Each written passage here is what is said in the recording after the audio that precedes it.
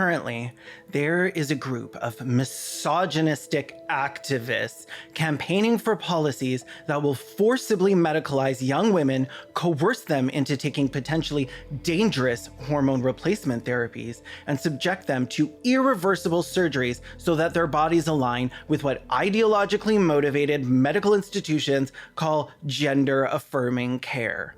This ideology is pushed by extremists, funded by billionaires, and has left women with what can only be described as trauma and irreversible damages. This violent ideology has many monikers, but they refer to themselves as gender critical. And their chosen leader is none other than J.K. Rowling. If those weren't the names you were expecting to hear, then you don't know the whole story. I'm Caelan Conrad, gay/them, and I cannot believe I'm going to have to talk about sports.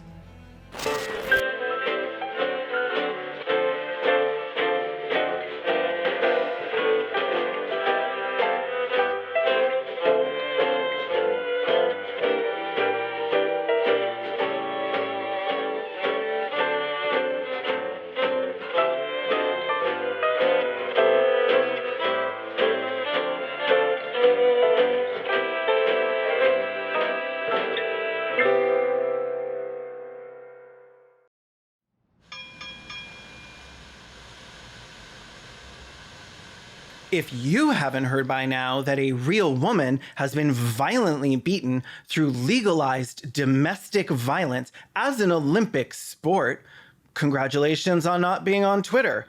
10 out of 10 doctors agree that logging off is the most important meal of the day, especially when the news you've missed out on were lies disseminated by a billionaire living in a moldy castle and a bunch of Russians so corrupt they managed to even surprise liberals with it. So here's what happened. At the Paris Olympics on July 31st, Algerian boxer Imane Khelif faced off against Italy's Angela Carini, both of whom were competing in the women's welterweight class. The match was, in a word, short. 46 seconds if we're being anal, and we are. Carini took a few punches, as you do in the world taking a few punches competition, and then, you know what, actually, let's just watch, because again, short.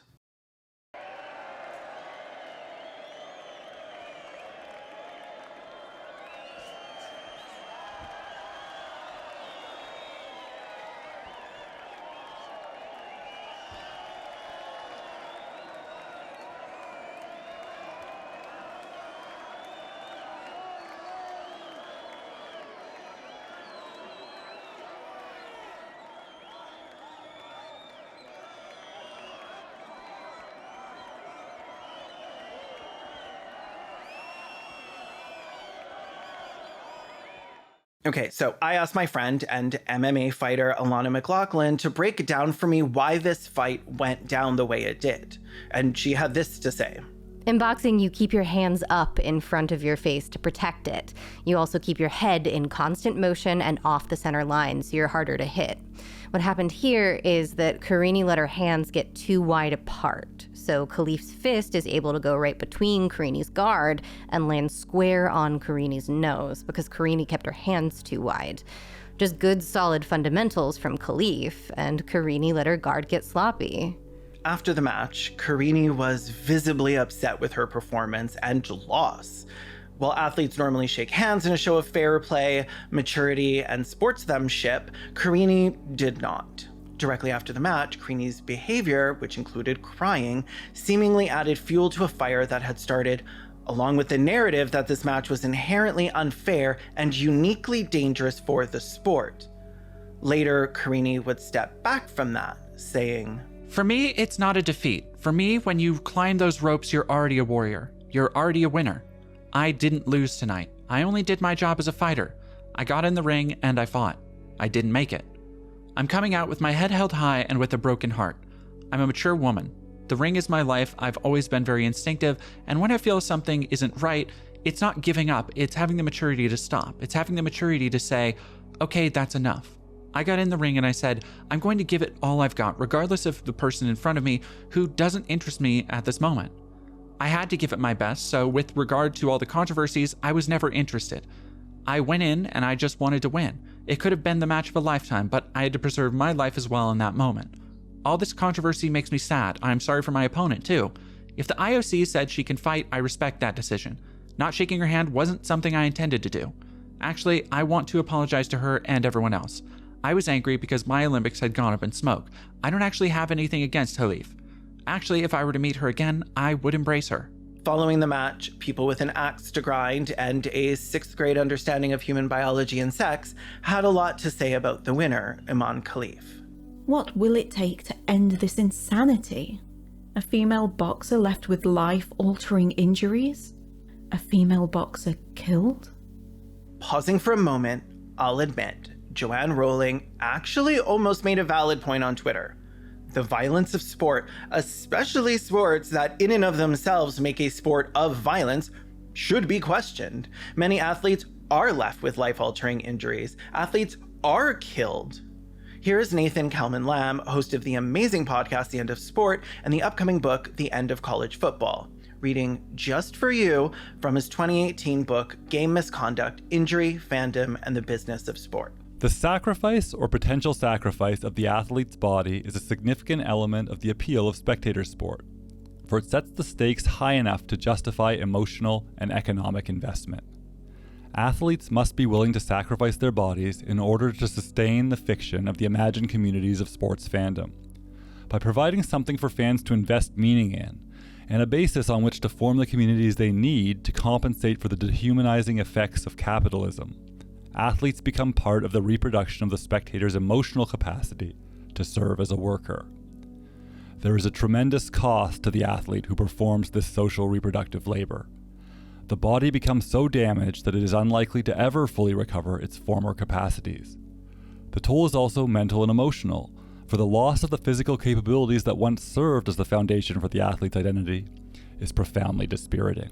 In other words, the potential harm or disablement, or actual harm and disablement, is a huge appeal to people who watch these types of sports. Think of football or boxing and the long-term disabilities like brain trauma that they get. In order for people to feel invested and literally spend their time and money as an audience, the physical stakes often need to be high. To maintain sports communities and fandoms, athletes sacrifice their body at the altar of capitalism. The cost these athletes pay is literally their physical, emotional, and mental health, particularly in sports that purposefully cause harm, like boxing and football. And all of this labor sustains fan bases, and through them, the capitalist machine. Don't forget to check out Nathan's book, Game Misconduct, as well as the End of Sport podcast. All the episodes are good, but episode 151 on the topic of the Olympics with guest Dr. Celeste E. Orr, who co-wrote this video, is particularly illuminating. So, although she almost made a salient point, it was clear that Joanne's concern was neither with the intrinsic violence of boxing, nor with athletes as a whole, or even specifically the lives and safety of female athletes. Her issue is that she had decided that Imane Khelif was a man. If that was not the case, Rowling maybe wouldn't have commented at all. It seems the last time she had anything to say about boxing, it was 8 years ago, and she was celebrating violence like everybody she condemns for doing the same thing now. Joanne's real issue with the match was revealed the next day to, at least in part, not be coming from a place of concern over sportsmanship, Olympic standards, or some benevolent preoccupation with the fairness of sport. It was personal. She was, to use an oft-misused term correctly for once, triggered. Watch this. Then explain why you're okay with a man beating a woman in public for your entertainment. This isn't sport. From the bullying cheat in red all the way up to the organisers who allowed this to happen, this is men reveling in their power over women. To which another Twitter user replied, I cried watching this. They've legitimized men beating the shit out of women. Having been at the receiving end of a man's fists, it took me right back there. That poor woman, all her life working and training for this. Absolutely disgraceful, repulsive, and sickening. My reaction was yours. The thing about PTSD is, it really fucking sucks. I am a survivor of domestic violence, and I have been beaten by men who, much like Rowling does, took issue with the fact that I don't conform to the gender norms laid out for me by society. After being diagnosed with CPTSD, it took me years of recovery, therapy, and uprooting my entire life and everything I knew to get to a place where I'm not constantly reacting in a way where I'm being taken right back there. But as I discussed in my Gender Critical series, the ideology thrives on re-traumatizing its followers and keeping them in a state of constantly being triggered, leading some of their main emotional motivations to be fear, anxiety, and rage. And it's from this place of projecting personal trauma onto other people that Joanne and her fellow anti-trans ideologues have reacted. Look at these words again. I cried watching this. Having been at the receiving end of a man's fists, it took me right back there. These comments are about personal trauma, not about the match or even the sport itself. There is no doubt that Rowling is conflating obviously non-consensual, intimate partner violence at the hands of cisgender men to two people assigned girl and raised as girls and then women engaging in regulated, monitored, and public sport that they've consented to, met the requirements of, and trained for years to participate in. Not only is this something they mutually agreed to and wanted, this was their dream.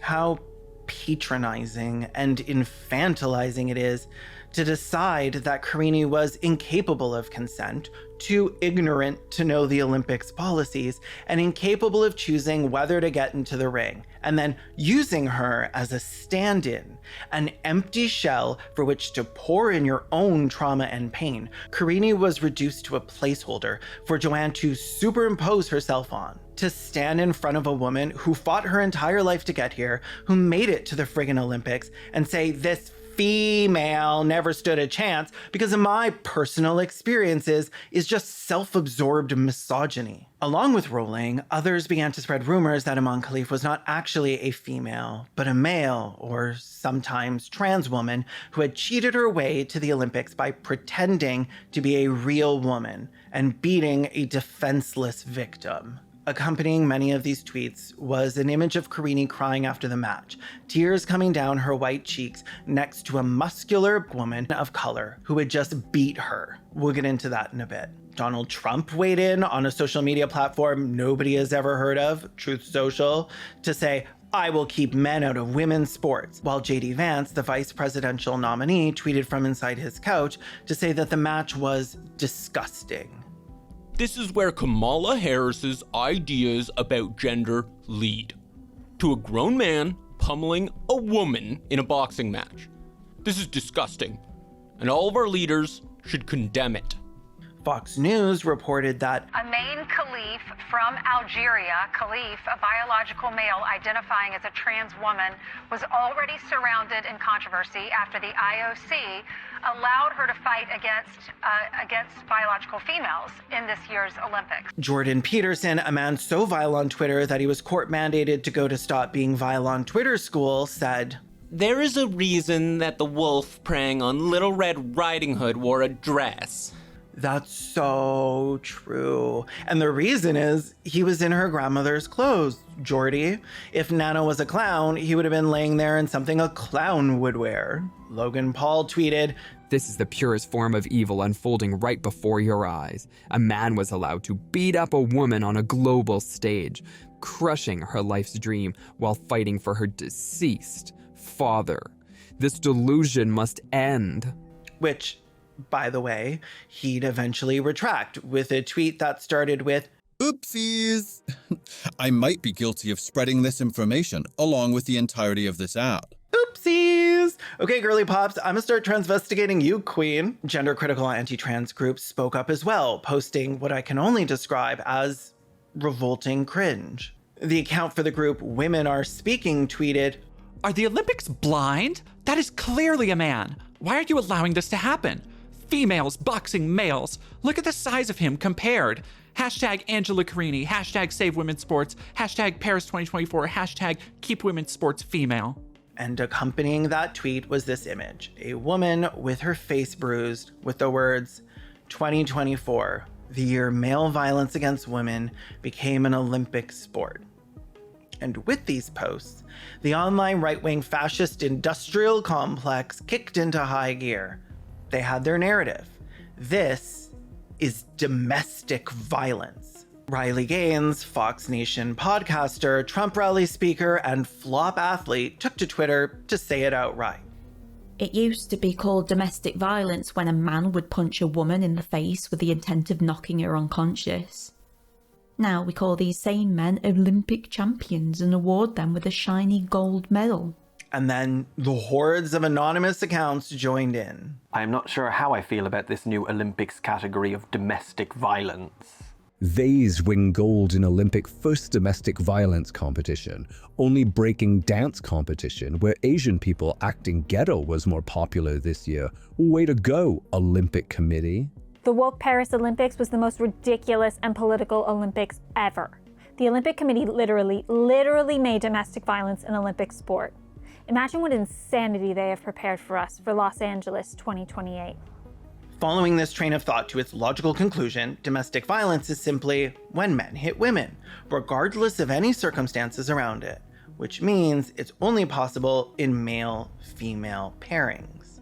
That is its defining characteristic. Joanne doesn't seem to think it's unreasonable violence when two people she deems women box, since she cheers it on, and she isn't calling it domestic violence when it's between two women, which is certainly a kick in the teeth to all the survivors of domestic violence that occurred inside same-sex relationships like myself. This narrative is particularly egregious when considering the other boxer that has been subjected to this witch hunt, Lin Yu-Ting. Lin Yu-Ting is a Taiwanese boxer who said in an interview many years ago that she took up boxing as a teenager because she wanted to protect her mother, who was a victim of domestic violence. Joanne, in defense of her frankly indefensible position, and maybe to move the conversation in part away from making this about herself and the terrible domestic violence she experienced, did what she does every day. Tweet. The IOC discriminates against female athletes. It abolished a simple cheek test that would have stopped Paris being remembered for televising male violence. Bring back the cheek swab. For female boxers, the bad old days are now. By @Victoria Peckham. We currently live in a world where too many institutions, even those whose decisions may put women at risk of injury or death, are too cowardly to challenge the ludicrous proposition that acknowledging the reality of biological sex is inherently bigoted. The idea that those objecting to a male punching a female in the name of sport are objecting because they believe Khelif to be trans, it's a joke. We object because we saw a male punching a female. But did you, Joanne? Did you see a male punching a female, or is that just something you've decided to believe without any actual evidence? So why did Joanne decide that these athletes were male? In my opinion, there are several reasons: interphobia, racism, misogyny, transphobia, and the unmatched ignorance and arrogance of one of the world's most privileged people. But what she's most likely to rely on as evidence when discussing this in public are statements from the discredited and suspect International Boxing Association, also known as the IBA. According to Sporting News, among other publications, the IBA has had jurisdiction and control over Olympic boxing competitions for decades. But things went south fast in 2020 after the IBA elected Umar Kremlev as the president of the IBA. Kremlev is a Russian sports magnate with reported connections to Vladimir Putin. After Kremlev's election, IBA operations were moved to Russia from Switzerland. Additionally, Gazprom, a massive Russian state-owned gas industry corporation, became the sole sponsor of the IBA. And all of a sudden, IBA's debts of over $20 million magically disappeared. So of course, the International Olympic Committee, the IOC, did not like these changes, Gazprom's association, and the lack of financial transparency. The IOC has taken note of the decision by the International Boxing Association, IBA, with regard to prize money. As always with the IBA, it is unclear where the money is coming from. This total lack of financial transparency was exactly one of the reasons why the IOC withdrew its recognition of the IBA. The IBA was not prepared to transparently explain the sources of its financing or to explain its full financial dependency, at the time, on a single state-owned company, Gazprom. In 2022, and I can remind you of the IBA's president's supposed connection to Putin, the recognized Ukrainian National Boxing Federation was suspended after Russia invaded in 2022. This meant that the Ukrainian National Boxing Federation could not cast a vote at a meeting that would decide if the IBA would hold a new election for the IBA.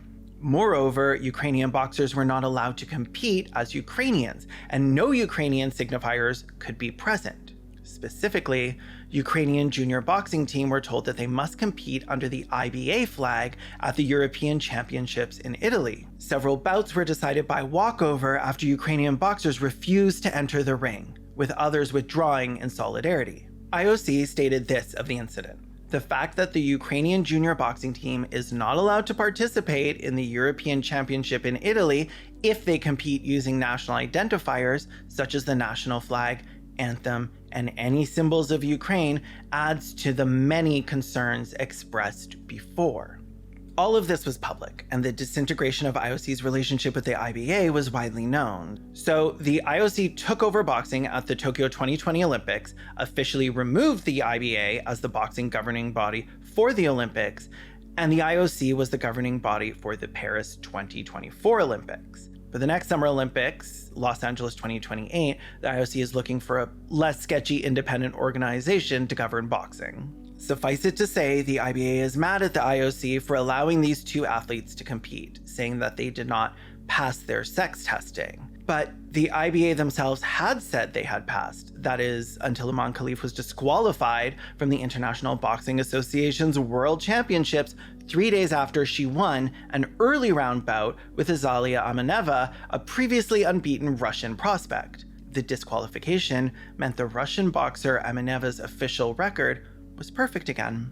So apparently, now they've failed their sex tests, but the IBA will not release the sex tests, which good, because it's none of anyone's business what chromosomes, hormone levels, or body parts these athletes have. And I weirdly agree with Kremlev when he said that their tests are confidential. Medical records should be, but they're not actually treating them as confidential when the IBA is sharing apparently true information about their bodies. Either way, the IOC will not recognize the IBA's authority because they have none at the Olympics. So what the IBA says about these women is irrelevant. It does not matter. Following the controversy, there was a press conference held with the IBA, and it's really coconuts. McGirls, Sodom and Gomorrah make an appearance. Those would be really cute rat names. And the IBA comes off as entirely unconfident in their position. During the press conference, the IBA go from saying that these athletes' sex tests were inconclusive to actually they have male chromosomes to actually it's that they have high T levels.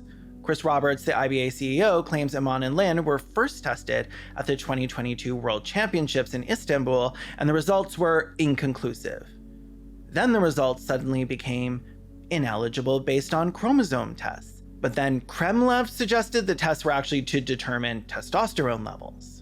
We got the test results that they allowed us to make, and these test results show they have high levels of testosterone, like men. The IBA said the tests were sent to 2 World Anti-Doping Agency accredited laboratories, but the agency then told BBC Sport they don't even oversee gender tests. And how any of this is rationalized as them not releasing medical information due to privacy, I could not tell you. What I can tell you right now is that the IBA, by which I mean Gazprom, by which I mean Russia, by which I mean Putin, conducting tests to not only determine who is and isn't allowed to compete in the Olympics, but who is and isn't a woman, is clearly and objectively a bad friggin' idea. So no, the IBA should not be overseeing these tests. But that then begs the question, why won't the IOC do simple once in a lifetime cheek swab tests when the results would be fair and safe sport for females? We'll get into it a bit later, but the thing is, Joanne, Sharon, Jordan Kermitson, and wokeness now, There's no such thing as fair and safe Olympic sports for females or for anyone.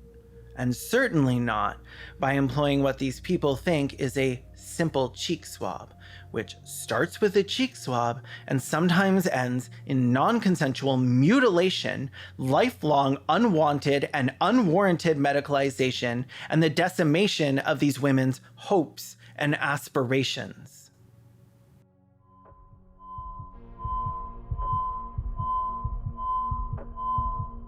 As I've said, this video is a collaboration between myself and my good friend, Dr. Celeste E. Orr.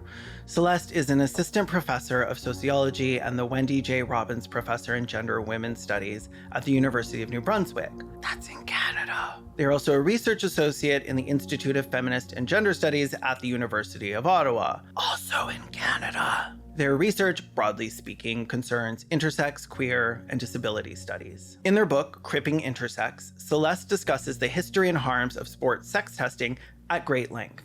And while we were working on the script, I was like, this is actually perfect the way it is. Can I just quote you extensively instead of butchering your beautiful, perfect book? And so they generously agreed to the free promotion of their book on my channel. So if you see the book in the corner there, I'm reading from Cripping Intersex, which you should all buy at the link in the description. Leave a unique and not creepy comment on this video with what your least favorite sport is and why, and I'll pick one person randomly to buy a copy of Cripping Intersex for. And you know what? Funniest comment, I'll buy one for you too. Oh God, now I have to read the comments.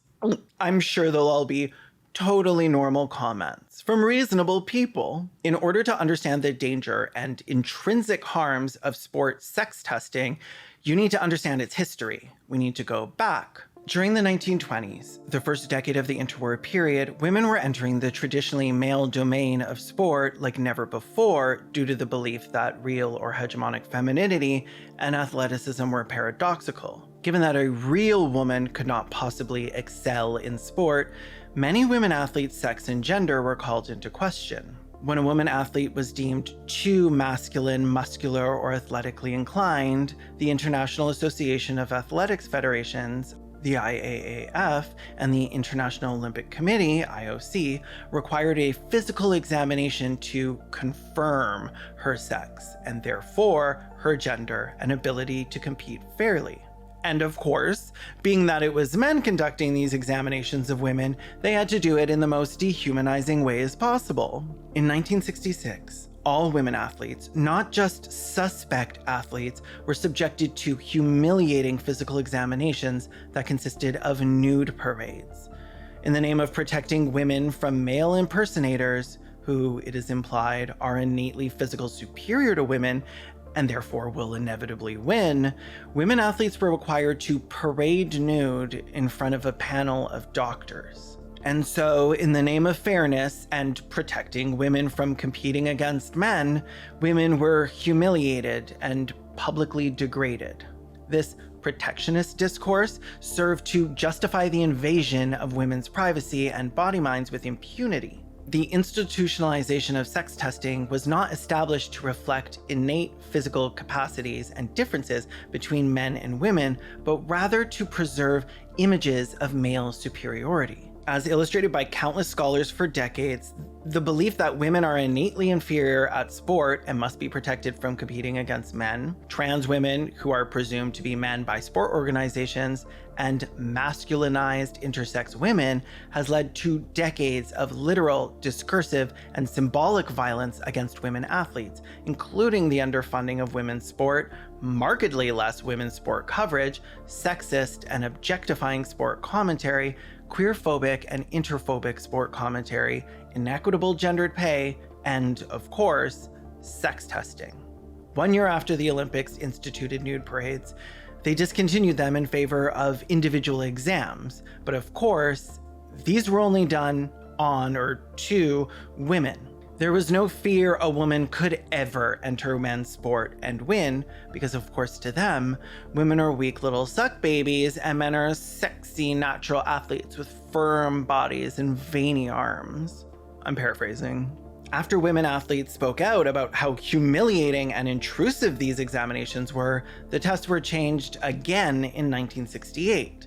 Women athletes were then required to undergo a chromatin test in order to ensure they had XX female chromosomes. The aim was to test for male pseudohermaphroditism, characterized by feminized external genitalia and the presence of a Y chromosome. Many scholars and scientists critiqued the test. Indeed, instead of the expected XX or XY chromosomes, some individuals have variations such as XXY, XO, and XXXY. Some women have XY chromosomes, and some men have XX chromosomes.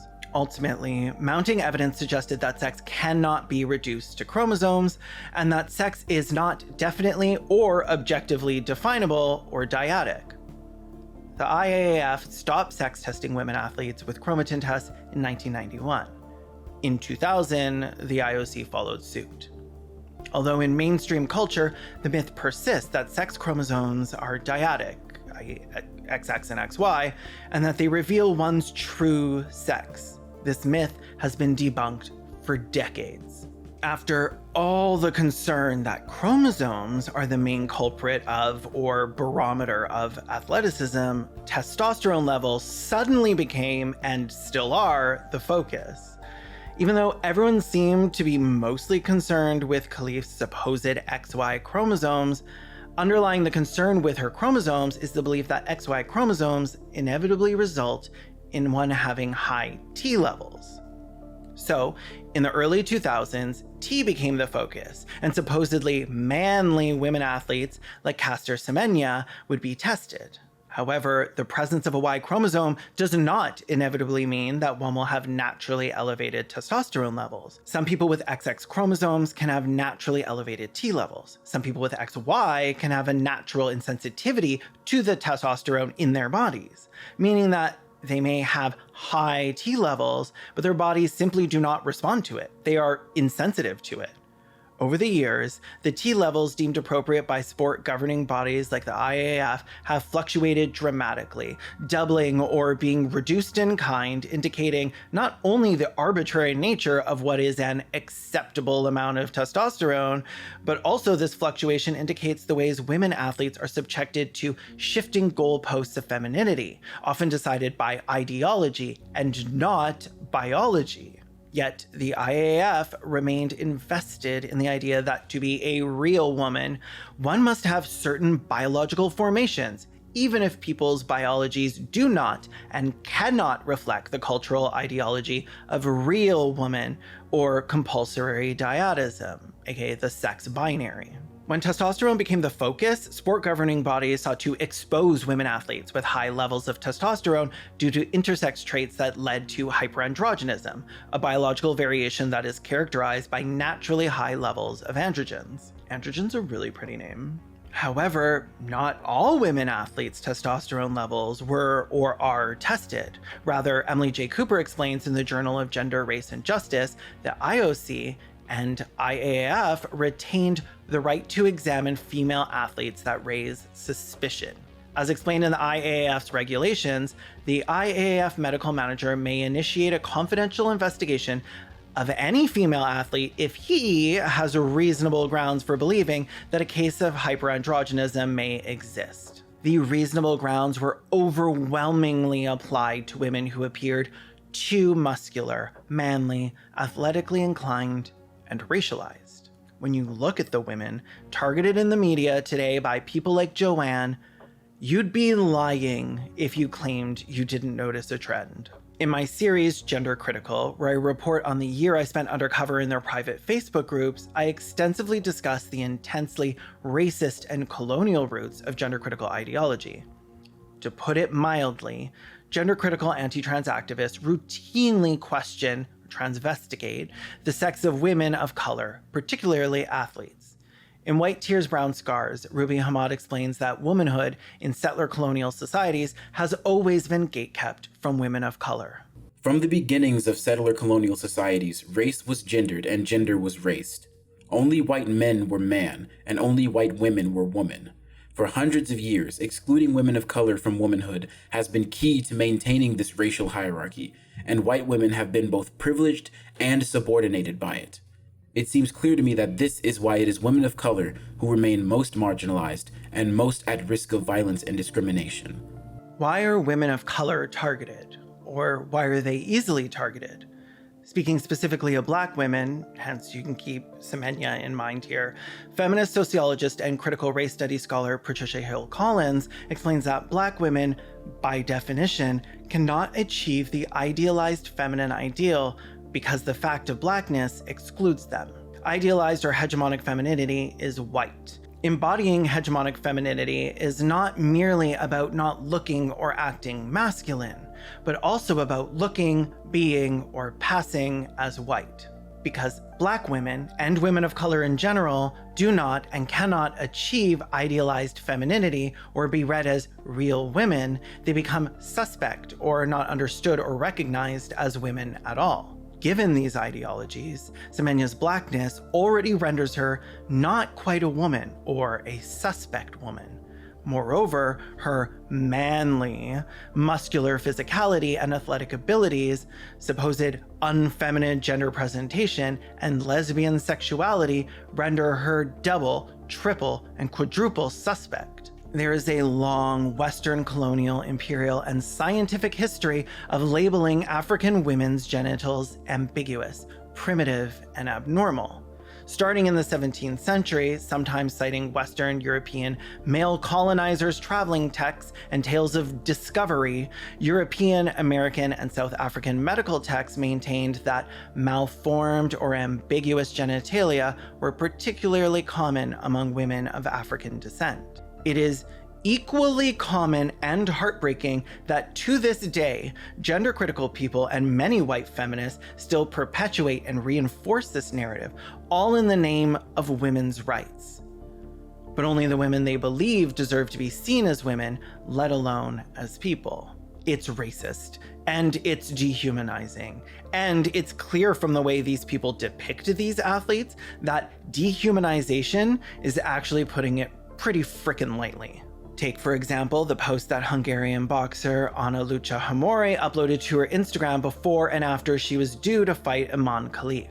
In one post, Imane Khelif was reportedly referred to as not only a man, but using a Hungarian slur that is derived from a word used to describe half-breed dogs, sort of a hypercharged version of mutt. In the Hungarian Nazi dictionary, it is used as a synonym for degenerate. On top of that, she posted an image. In the AI-generated post, a dainty white woman, presumably meant to depict Hamori, stands in the ring, defiantly looking up at a huge, hellish, and inhuman opponent. This image is undoubtedly meant to stir up feelings of unfairness, to convince you that when she loses, she never had a chance. This is, of course, despite the fact that Imane Khelif has lost plenty of matches to other women Hamori's size, and that if she were to actually put an image of Khelif and herself next to each other, you'd see two women who look nearly identical, other than the fact that Hamori is white. Of course, they're the same size, they're in the same weight class. These posts are more than enough grounds to be booted out of the Olympics. Lucky for her, she wasn't. She did, however, lose to Khelif, which, if I may say, lol. Lamau, even. Writing for Al Jazeera, Ruby Hamad, author of White Tears, Brown Scars, had this to say about the post. Khelif was not merely represented as a man towering over a dainty, vulnerable white woman, but was denied humanity altogether and drawn as a supernatural, mythical beast. This is Orientalism writ large, recalling centuries of representations of the East in which non-white women have been variously depicted as either wretched, submissive victims desperately in need of saving by white men, or as masculine, animalistic creatures unworthy of protection, to contrast with the superior European woman. This same kind of racist discourse happened to Caster Semenya when she competed and won gold in the 800-meter event at the 2016 Rio de Janeiro Olympics. For example, Tim Layden wrote in an article for Sports Illustrated that functioned to emphasize Semenya's supposed unfeminine and therefore racialized characteristics to prove she should not compete. She is 5'10" and weighs 161 pounds, with muscular arms, broad shoulders, and narrow hips. She has a severe jawline, hard and strong, and a competitor's unflinching eyes.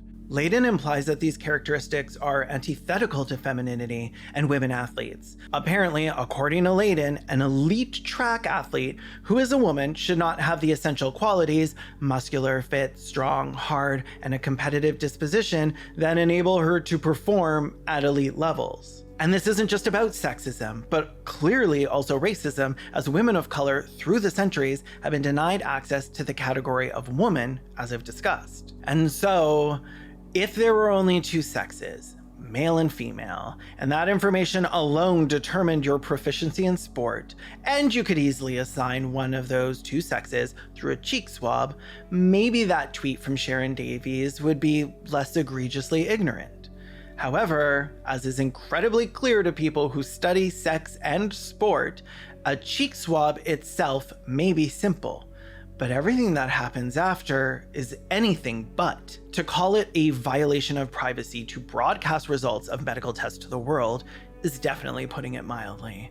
But when the results of the test have not proven to have any consequence in the sport, and the tests are performed more or solely for specific populations, they in themselves become a discriminatory violation. As Katrina Kakarzis writes in One Track Minds, Semenya, Chand, and the Violence of Public Scrutiny, the violation of privacy has taken place in ways horrifying and yet predictable, as privacy is implicitly reserved for socially privileged groups, male, white, heterosexual.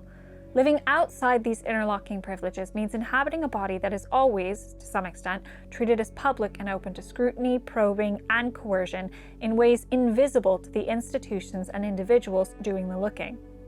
It is thus not surprising the vast majority of the women investigated under the IAAF policies have been brown or black women from the global south. And so, anyone who isn't male, white, and heterosexual is, as Cripping Intersex lays out, inhabiting a body that is always to some extent public and available for scrutiny, probing, and coercion, available to be subjected to irreversible procedures.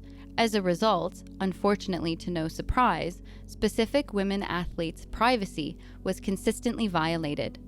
Indeed, several women athletes with intersex traits have been coerced into undergoing medically unnecessary partial clitorectomies and/or gonadectomies to become proper women and therefore properly competition ready. That is, even though testosterone was the supposed culprit, many women athletes were coerced into undergoing other forms of curative violence. Annette Negesa is one of these athletes. Annette Negesa is a Ugandan former middle distance runner who specialized in the 800 meters. Negesa had won the 800 meter gold medal at the 2011 All-Africa Games and hoped to do the same at the 2012 Olympics.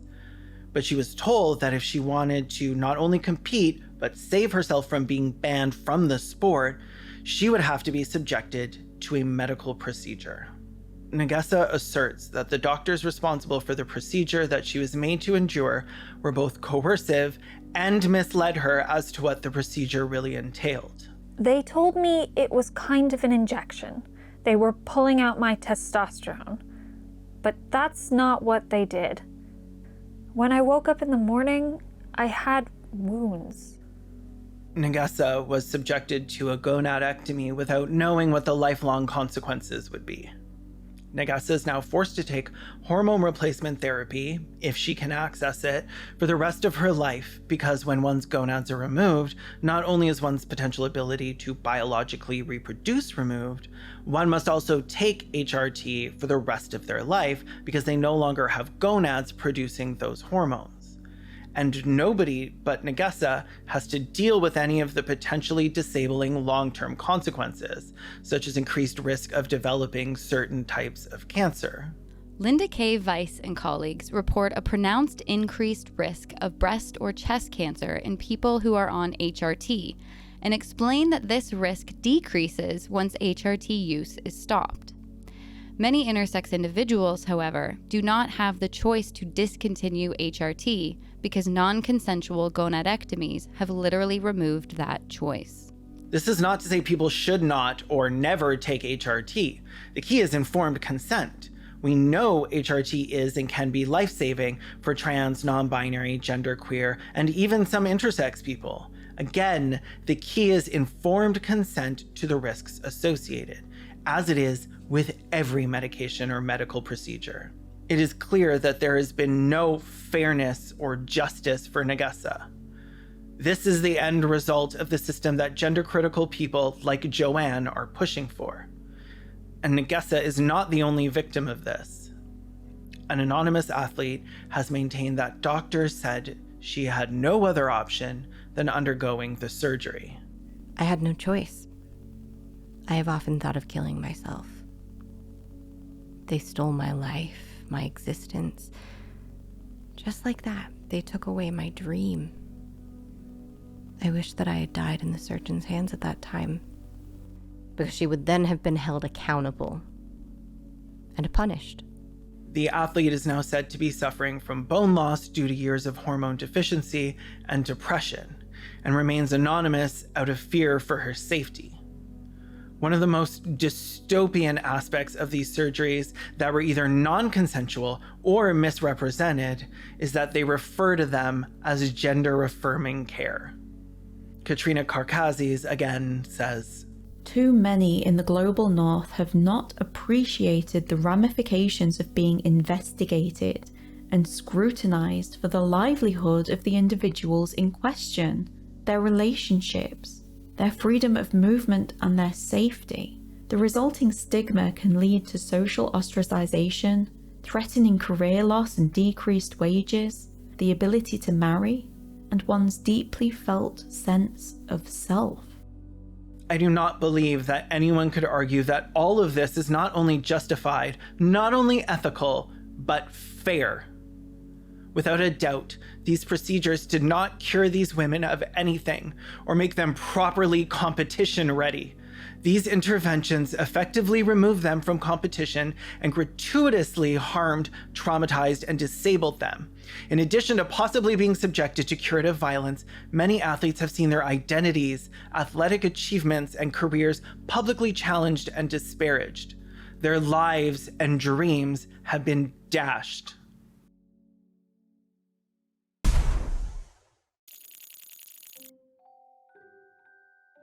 There are only two sexes. Everything else is dress up and make believe. Mankind has known these facts forever. Wrong, Tomothy. There's one sex, male. Or at least that's what big-brained medicine boy Caelan, no relation, thought in like 200 AD, which is significantly more recent than the dawn of mankind. I had to make a drink. I got upset. Caelan, following Aristotle's claims about sex, maintained that there was one sex, male. Thomas Lacour, renowned historian and sexologist, describes this as the one-sex model. Under this model, the female body was not a different sex, but just an inside-out male, a lesser version of the one true male sex. In other words, observable differences in people's genitals were not understood as different sexes, but rather different variations of one type of sex, male. Rather than emphasize differences, medical texts of the time emphasized similarities between male and female genitalia. Check out this image from Lacour's book that shows these emphasized similarities. Can I show this on YouTube? Yeah, it's gotta be fine, right? So why did these giants of intellect think this? Well, temperature and moisture, of course. If somebody's body was hot and dry, well, obviously they would become male. They have sufficient heat to push their genitals out to the correct outside place. If their body was cold and moist, they did not have the adequate heat, and they would become, in Georgia Workness terms, half-baked. Their genitals would remain inside and underdeveloped. Given that supposed crucial nature of temperature, people were always at risk of changing sexes or becoming sexually ambiguous. If a woman, for instance, was in a warmer climate or took part in physical manly activities that caused the body to heat up, her biological sex may slip from its sexual anchorage. That's right, Daddy. Get a little too frosty shoveling snow and you're my mummy now. I'm not being hyperbolic here. Lacour writes in his book Making Sex, Body and Gender from the Greeks to Freud that people believed men would lose their masculinity and become feminine through over-refinement, curling their hair, plucking their brows, pampering themselves in every point, like the most wanton and dishonest women in the world. Men of this sort seem to lose the hardness and stability of male perfection. And women were discouraged from doing manly exercises, or even playing or singing manly music, because inappropriate behaviors might really cause a change of sex. This belief in the one-sex model persisted for centuries. Thomas Lacour explains in his scholarship that the two-sex model, or sex dimorphism, did not really dominate Western popular belief until the late 18th century. Many people might want to assume that this one-sex model gave way to the correct two-sex model because humans advanced science and made discoveries. However, this is not the case. There's no undisputed evidence that definitively proves bodies are or must be dimorphous or dyadic. That is, there is no evidence that there are or must be two sexes. In Lacour's terms, sexual difference was created despite, not because of, new discoveries. Science does not reveal objective truths about the body-mind. Rather, science and scientific discourses categorize the body as sexed and gendered. Nellie Udshorn, award-winning scholar of science and technology, explains that the myriad ways in which scientists have understood sex provide many illuminating counter-moves to the argument that sex is an unequivocal, ahistorical attribute of the body. In other words, how people have understood and narrated biological sex reveals that sex, like gender, is socially constructed. Yes, we have biological attributes, but how we understand them is inextricably linked to culture and society. It's also very white-centric and very much a colonial impulse to assume that white people, scholars or thinkers, past or present, have the definitive word on sex. White settler colonial forces have worked and continue to work so hard to institute the sex and gender binaries around the globe and, in turn, deny, decimate, and enact genocide on communities and nations that do not abide by the Western sex and gender binaries. Aboriginal, Indigenous, and First Nations communities and nations across the globe have, and many still do, recognize more than one or two sex and gender categories. They structure their lives around more expansive understandings of sex, gender, sexual anatomies, and sexualities.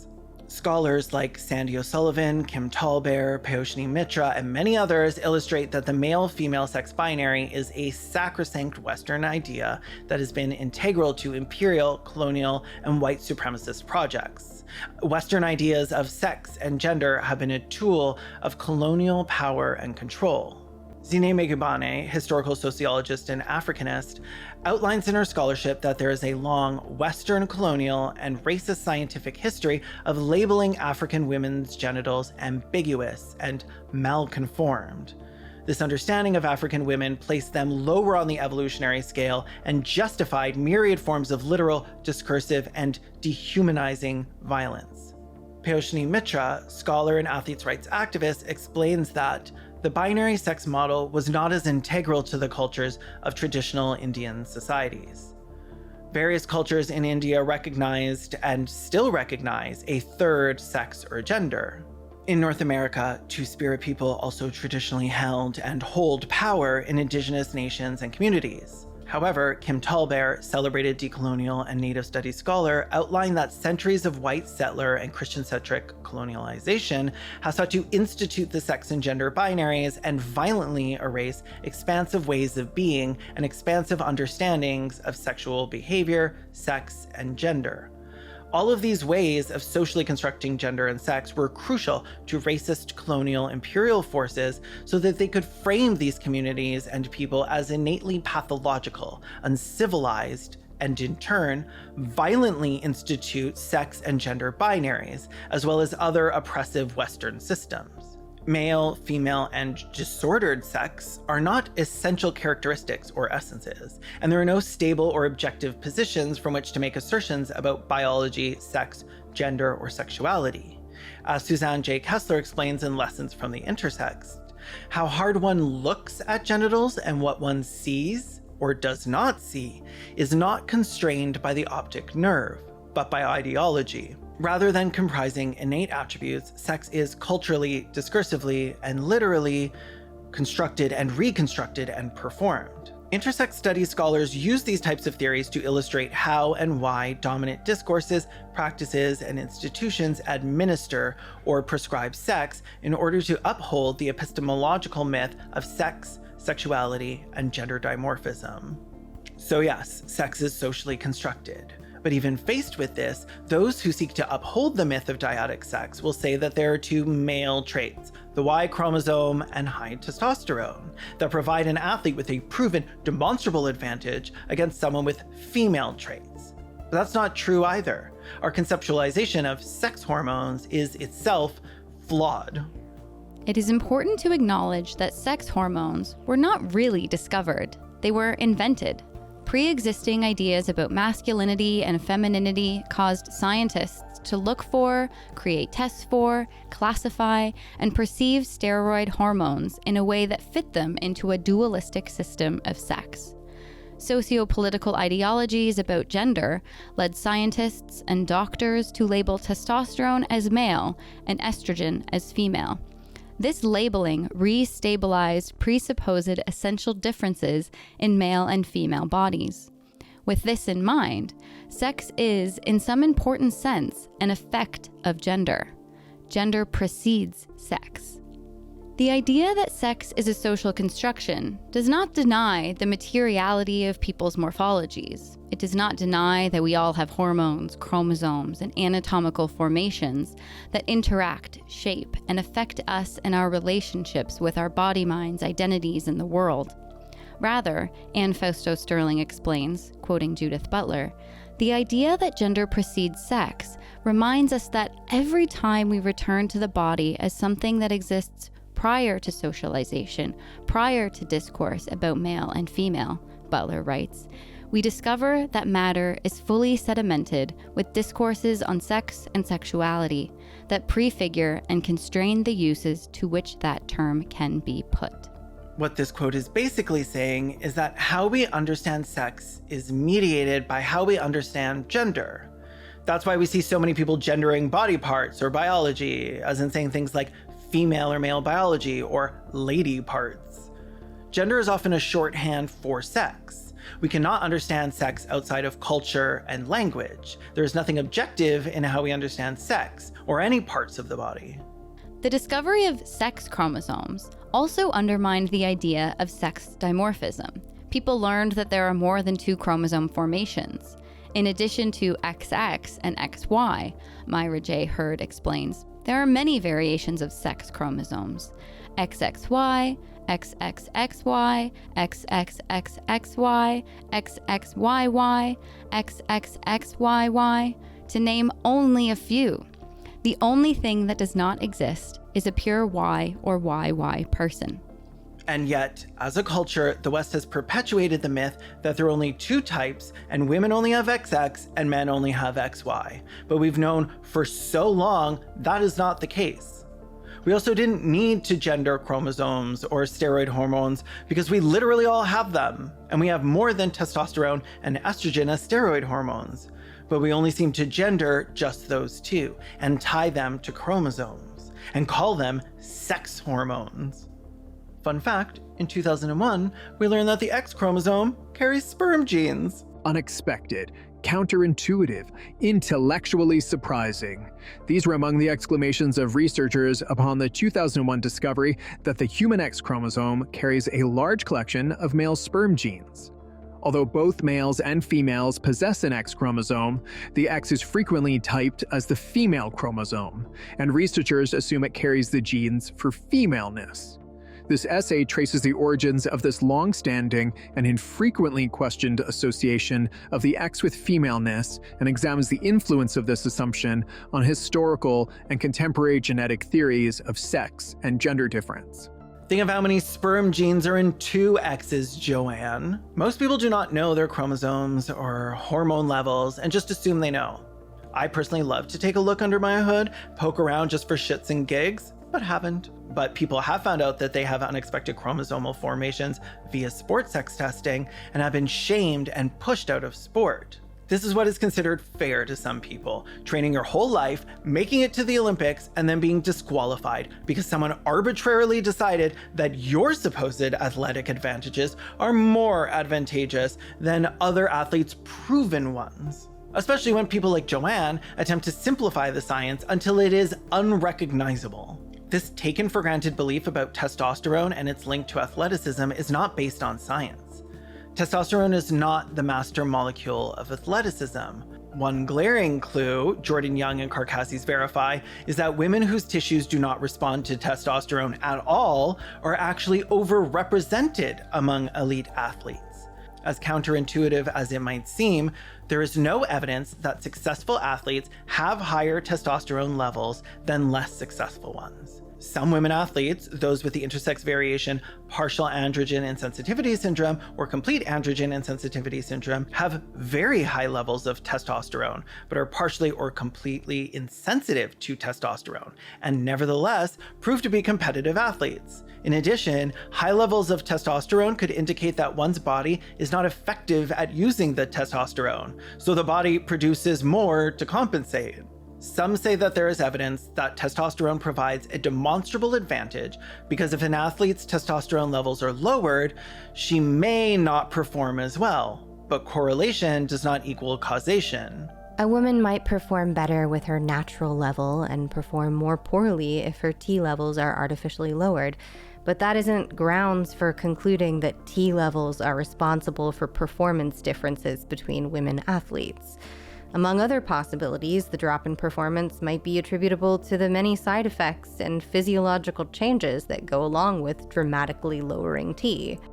It's not the fact that T is low, it's the fact that T dramatically dropped from those individuals' previous hormonal environment. You simply cannot reduce the complex factors and skills that produce athletic ability in sport to testosterone, especially when all sport requires different skill sets. There is no science to support that. It is, in the end, just the myth of male superiority being recycled as an intrinsic and immutable truth.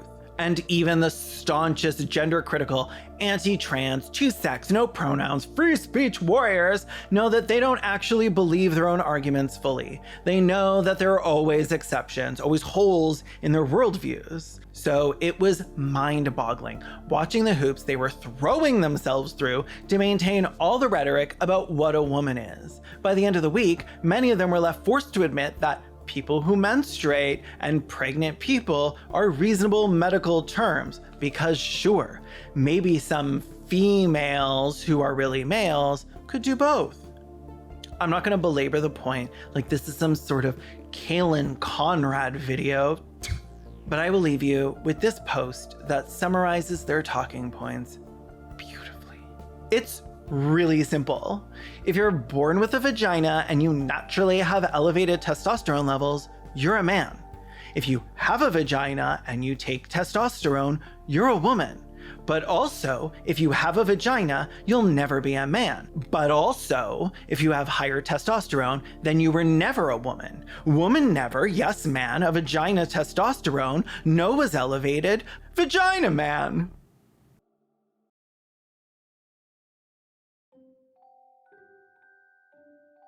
What does it mean for sport to be fair, really? Fair to whom?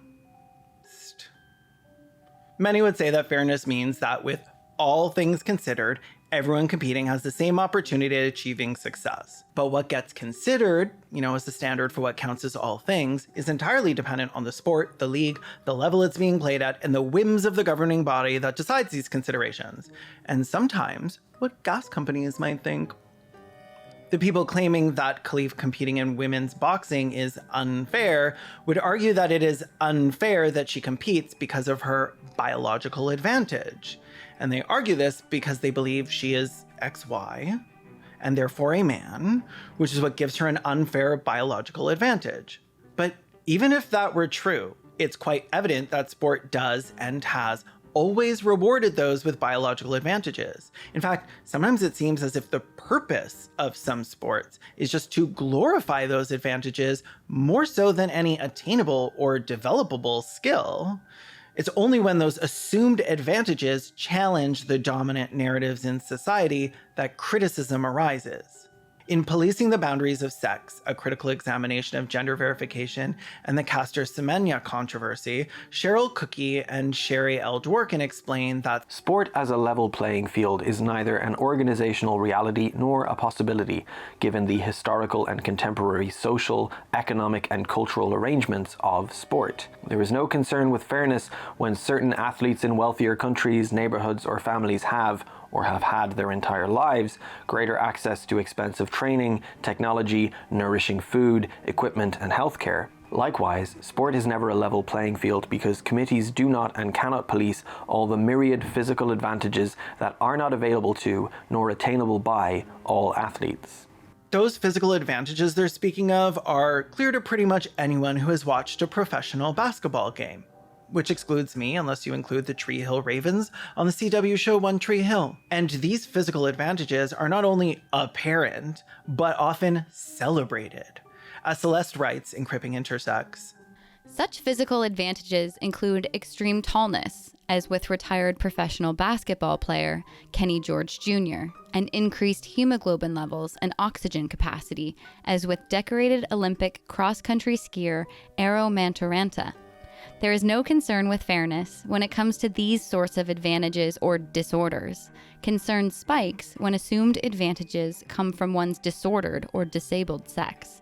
That is, concern spikes when there is a challenge to compulsory dietism and the sexist ideals about what women are physically capable of. So no, innate biological physical advantages aren't unfair in sport. Fair is really very hard to define, all things considered, which may be why the International Fair Play Committee released a statement in 2011 with the intent of defining what fairness in sport should look like. Here's an excerpt. We cannot understand fair play unless we link it to moral values such as the spirit of justice, fairness, and human dignity. This broad vision makes fair play accessible to all and underpins all its specific applications. Thus, respect, loyalty, tolerance, and the healthy body are the marks of fair play in sport. Fair play calls for the greatest understanding of the social environment, of competitors, and of different cultures. If you ask me, posting this image or calling your opponents Nazi slurs is not embodying respect, loyalty, and tolerance. I also don't think that requiring athletes to regulate their bodies' natural processes is done in pursuit of a healthy body. The truth is, the concept of fairness in sport, particularly at the Olympics, is a smokescreen.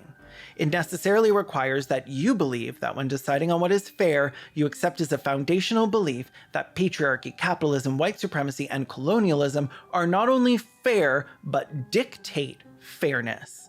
That some bodies are naturally gifted, and some bodies are naturally cheating. That some bodies deserve to be punished.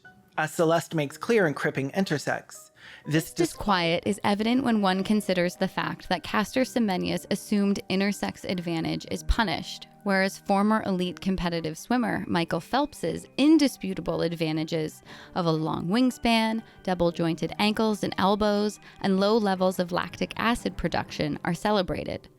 Semenya's supposed advantage cannot be proven, yet she is disparaged for seemingly having the perfect body for running. Phelps's perfect body for swimming and all of his physical advantages are indisputable and admired. He is, after all, known as the flying fish. Oh, so a flying fish can compete in swimming, but a woman can't box? The IOC certainly never tried to level Phelps's embodied advantages in the name of fairness.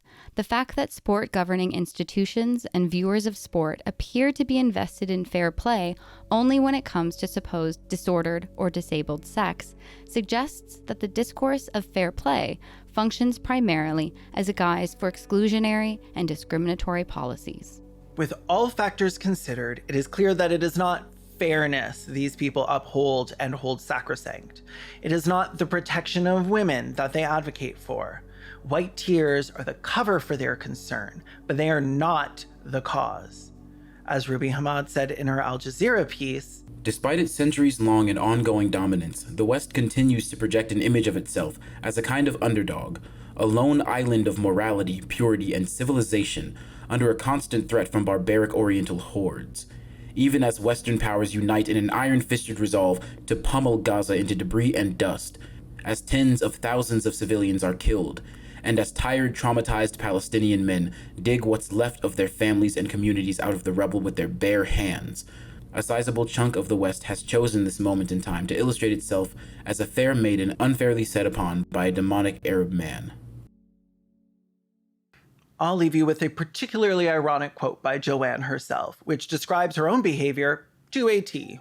People who believe themselves possessed of almost saint-like righteousness are capable of blocking out evidence that contradicts their worldview. As of right now, both Imane Khelif and Lin Yu-Ting have won the gold, and Elon Musk and Joanne Rowling have been named in a criminal complaint filed to French authorities over alleged acts of aggravated cyber harassment against Algerian boxer and newly crowned Olympic champion Imane Khelif. And with good reason. Joanna shared many messed up claims about or surrounding Imane Khelif, like that she's a cheater.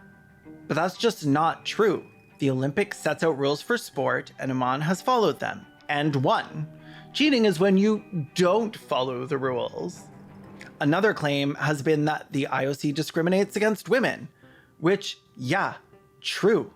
Women of color, intersex women, trans women, all women. Sex test policies that are only ever done on women is actively discriminating against women, which Joanne wants. The Olympics has a long history of actively discriminating against women. She just didn't care until 2024, and now she wants to make it worse. Or when she said, media outlets might relish the surge of clicks they gain by distorting biological realities. However, these lies have serious consequences. It's not an exaggeration to fear that such distortions may soon get someone killed. Also true. Like all the media outlets reporting that Imane Khelif is a man are distorting biological realities. Those lies do have serious consequences for her, and it's not an exaggeration to say that these lies could get her killed. If anyone is relishing in distorting biological realities, it's you, Joanne.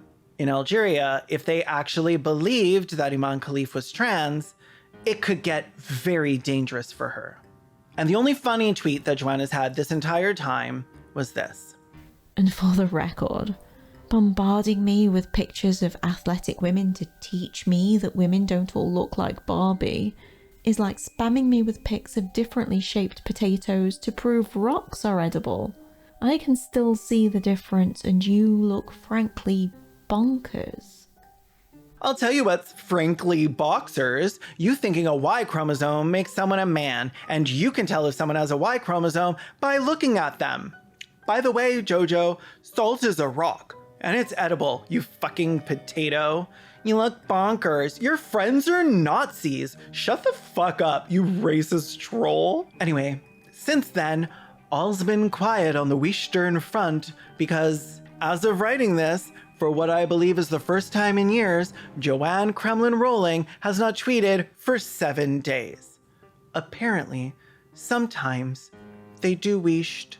In a year, I hope Imane owns both Twitter and Harry friggin' Potter. Imane Khelif and Lin Yu-Ting are both brave, accomplished, fierce women who fought their entire lives to get here and win. And their detractors, well, they're doing what they always do, except Joanne. Post cringe on Twitter.com. From Olympic gold medalist in the divorce competition, Graham Linehan's mistaking a Canadian team's Wakanda Forever salute as a support for his cause, to gender-critical people attempting to invent an XX banner to fly and accidentally just showing support for scissoring, to gender-critical cultists accidentally recreating literal scenes of them as fascists in the 1985 film, 1984, the only objective truth here is that Imane and Lin are winners, unlike everyone who seeks to defame them. As to the question of whether I qualify or not, whether I am a woman or not, I have made many statements to the media saying that I fully qualify to take part in this competition. I am a woman, like any other woman.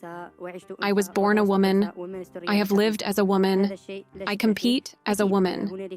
There are enemies of success, That is what I call them. They are just enemies of success, and it just gives my gold medal an extra special taste. I'll never understand why people think that Joanne, who is a billionaire because she wrote some derivative books, more on that here, is an expert on all things related to trans and intersex issues. She's not. But let's start listening to people and buying books on these issues from authors who actually know what they're talking about, like Dr. Celeste E. or Dr. Nathan Kalman-Lamb and all the other scholars mentioned in this video. Links in the description with all my notes. My co-writer for this script, Celeste, is the Wendy J. Robbins Professor in Gender and Women's Studies and Assistant Professor of Sociology at the University of New Brunswick. They are the author of Cripping Intersex, published by UBC Press, and Celeste would rather you ask your local bookstores and libraries to buy the book to avoid buying from Amazon. Celeste is terminally offline, so good luck following them. If you have a comment for them, though, leave it down below. Nathan is an assistant professor of sociology at the University of New Brunswick, where he teaches on social theory and sport. He is co-author with Derek Silva of The End of College Football, which is out December 10th, 24. Author of Game Misconduct and co-host of the End of Sport podcast. You can find him on Twitter at NKALam and on Blue Sky at nkalam.sky.social. I am also not a billionaire. In fact, you may find this hard to believe, I'm not even a thousandaire. I blocked Visa and MasterCard on Twitter, but somehow I still owe them like a lot of money. It's sick, really.